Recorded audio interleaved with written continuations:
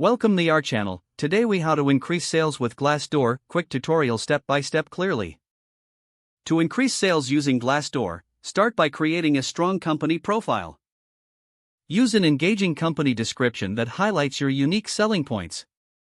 Make sure to include relevant keywords that potential candidates and customers might search for.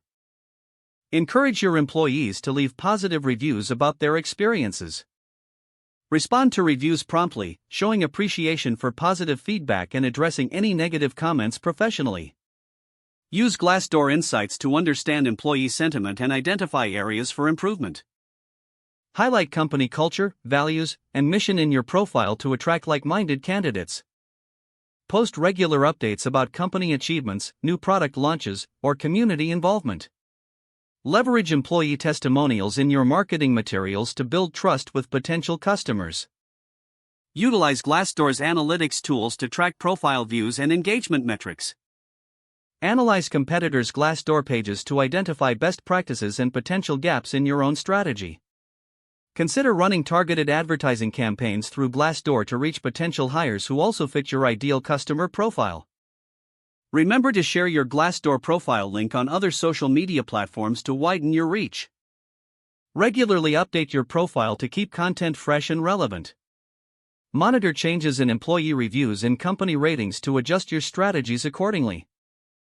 By actively engaging with your Glassdoor presence, you can enhance your employer brand and ultimately drive sales growth.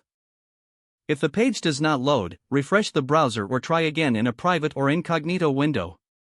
Make sure you are using the correct email address, then retype it carefully to avoid small typos. If your password is not accepted, use the reset option and create a new strong password you can remember. Check your spam folder for verification or security emails, then complete any requested confirmation steps.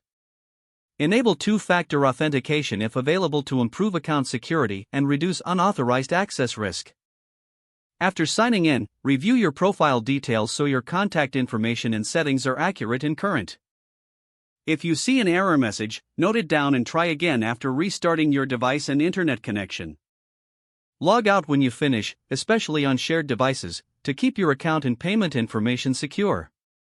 If the page does not load, refresh the browser or try again in a private or incognito window. Make sure you are using the correct email address, then retype it carefully to avoid small typos. If your password is not accepted, use the reset option and create a new strong password you can remember.